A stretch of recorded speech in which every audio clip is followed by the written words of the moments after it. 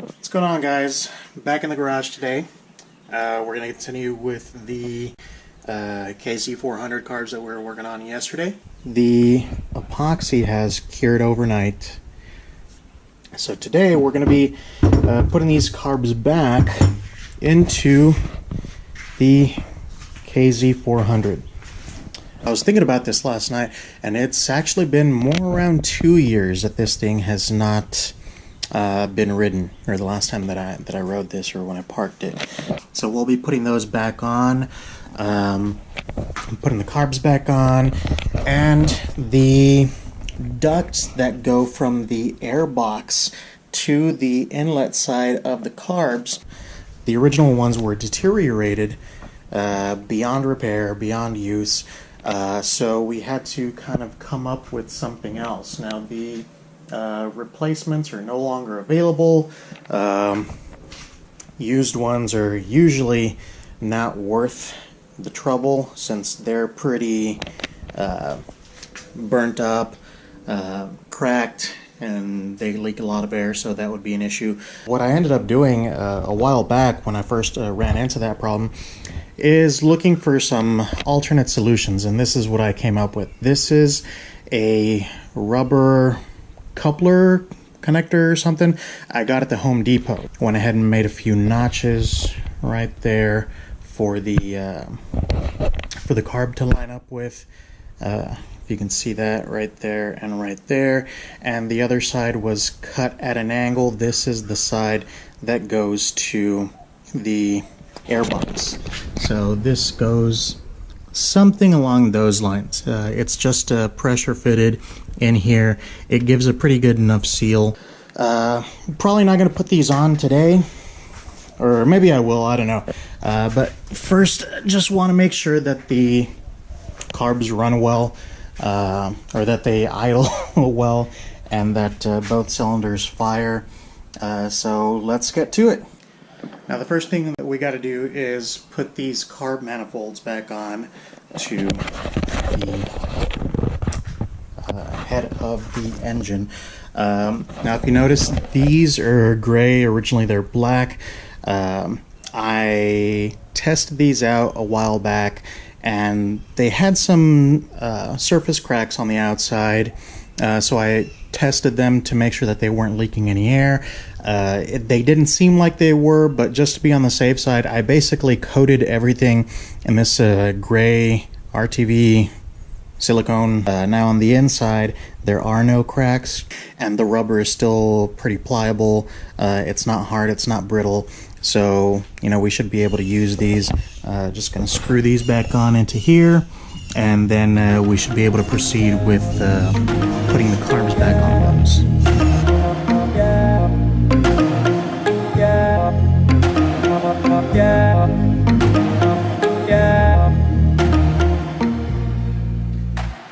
Alright, now that that's done, we can proceed to grab the carbs and slip them back on, hook up the cables. I'm going to go ahead and get the gas tank mounted back up so we can have a fuel supply, and then we'll try to start it up.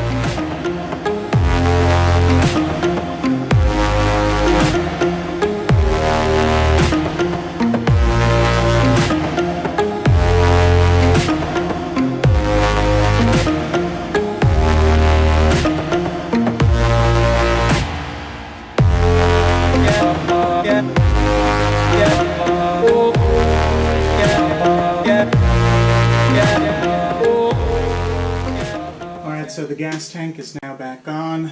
We've got all the fuel lines routed. Don't have them clamped down, and these fuel lines are old, so we might get a trickle of gas or two, but it doesn't look like it's doing anything right now. There's a teeny bit of gas in here, but we're going to top it off with some fresh gas right now.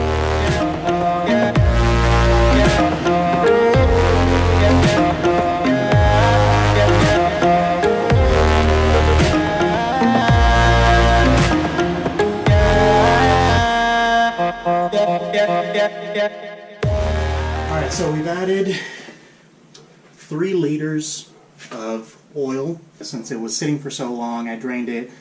Figured I'd just put some generic oil in here. Once I verify that this thing is running okay, I'm going to go ahead and put in a motor flush to kind of clean out the insides as best as possible, dump the oil, and then put in the correct kind of oil that I'll be running the bike on. It still looks like we're not getting any fuel to the right carburetor for some reason, but let's see if we can try to do something about that.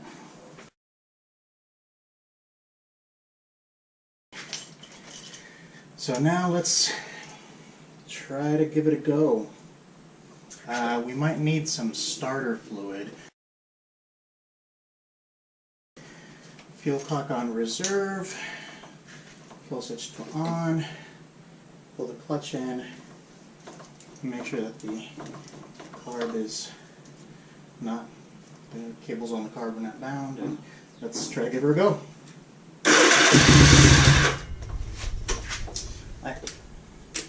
White choke was on.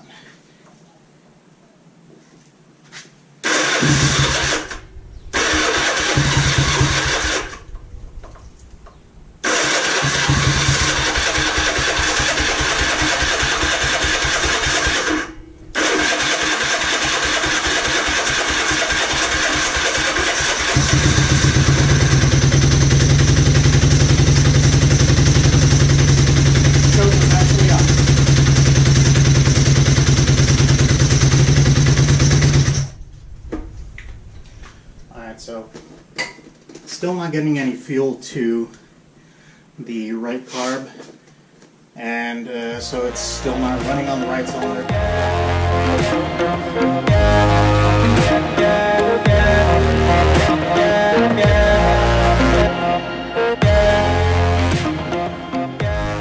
I'm gonna try to figure out, I'll remove the Petcock and see maybe it's clogged or something in there. Alright, we're going to keep trying to figure this out. Remove the gas tank, and I'm thinking, I don't know, maybe the Petcock is clogged or something. So we're going to try to take this thing off. It's not a 15, maybe it's a 14.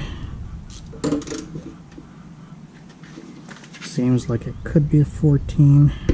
It was actually really snug on there, so maybe there's something going on with the Petcock.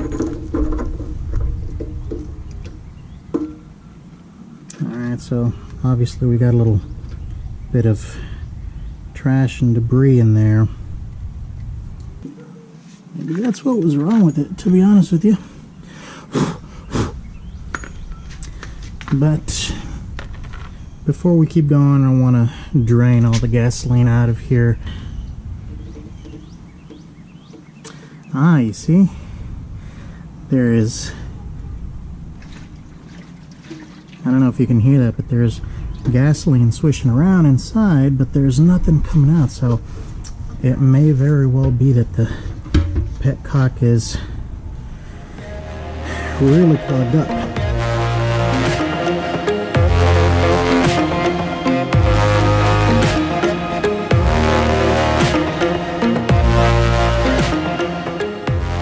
Alright, so it looks like there's definitely some, gunk in here.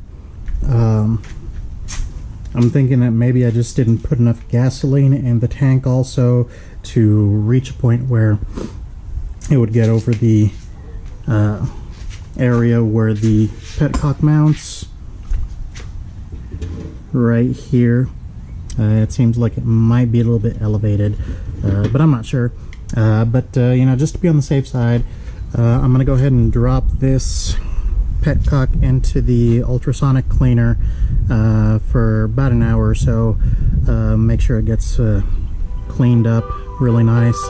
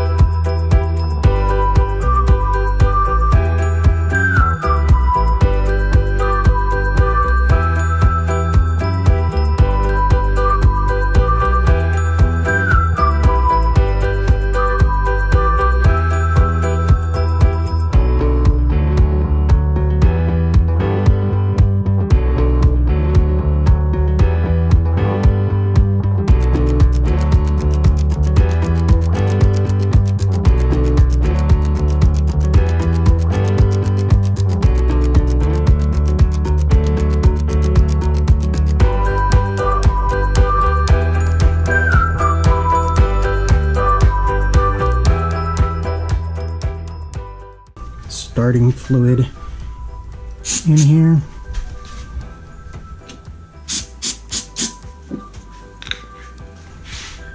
Just to kind of give it a boost. And let's see how she does.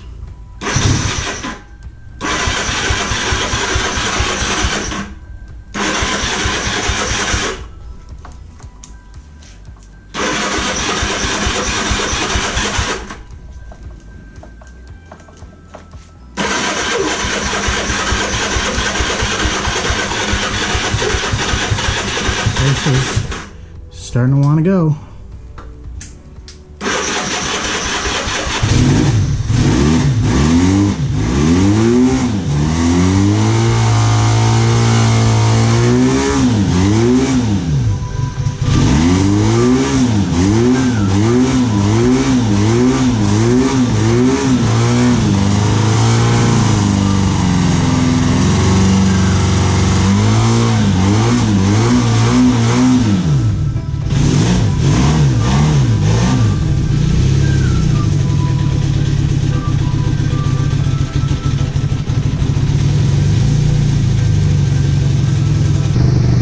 And there she is, ladies and gentlemen. Definitely got some fuel leaks from the lines. We got to get some clamps on those. Gonna go ahead and replace the lines, replace the filters. Originally this thing didn't have fuel filters, but you know, I don't like running, you know, fuel lines without fuel filters, at least somewhere in the system. I'm gonna have to move the car out so I can make room to get the bike out and try to, you know, just go up and down the street to see how she runs, see if she needs any adjustments to the carb. Definitely, you know, since I had everything apart, I gotta set the idle jets back in, gotta balance them out. Once it's nice and running, the next project, and that's probably gonna be the final project for this thing for a while, is gonna be just making some brackets, some muffler hangers for these guys. Gotta fabricate some, you know, some 1-inch bar stock hangers for this side and the other side so that they're not, you know, hanging down. But she runs, yay! All right, well, stay tuned for the next edition when we get her out on the street and get her tuned up as far as the carbs go, and then we'll take it from there. But I'll be uploading videos whenever I have, or I am working on another phase of whichever project I have going on, whether it's my the restoration of my dad's 79 CX500, whether it's the 1975 Fiat 124 Spider, or you know, the what is it, 79 or 80 Suzuki GS450, 82 CB 750 Super Sport, and the 79 CB 750 Super Sport. Stay tuned in. Like I said, please subscribe, leave any questions or comments down below, and I'll try to answer them as best I can, okay? All right, thanks a lot, guys. Bye.